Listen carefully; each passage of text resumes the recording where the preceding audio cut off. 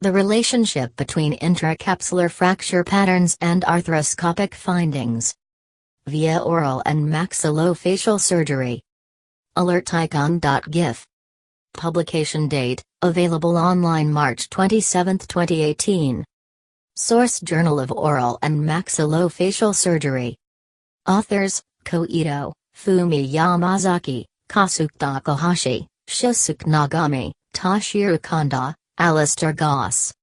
Purpose: to observe the superior joint compartment, SJC, using ultra-thin arthroscopy and intracapsular condylar fracture, ICF, of the temporomandibular joint, TMJ, and describe the changes, to evaluate the relations between the fracture pattern, arthroscopic findings, and clinical outcome. Patients and methods: 20 patients with 27 ICF were the subject group.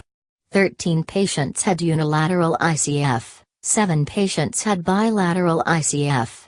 The fracture patterns were classified into 9 categories, and all the patients had arthroscopic examination of the traumatized joint at the time of definitive treatment.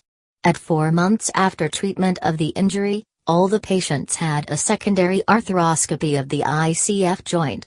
In all the patients, the range of motion, ROM, was measured as interincisal distance, M, at the first visit to 12 months after first treatment, and the data was statistically evaluated. Results: there was intra-articular hyperemia, hypervascularity, and temporal bone damage, and forehead disc perforations at the first examination. At second arthroscopy 4 months later, normal healing occurred in 11 joints, all of which had minimally displaced fractures. 15 joints showed complete filling of the SJC. All of these had a displaced minor fragment from the fossa. Comparison on ROM of the effect of the presence or absence of SJC fibrosis showed significant differences from 1 to 12 months. The effect of early or delayed definitive treatment showed significant differences at 4 and 12 months. Conclusion: the intra-articular condition at 4 months post-ICF is demonstrated arthroscopically related to the minor fragment position.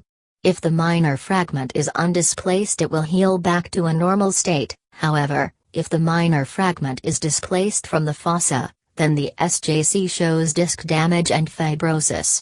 This may potentially lead to fibrous ankylosis. Add tags: currently, craniomaxillofacial surgery, medicine by Alexandros G. Sfakianakis,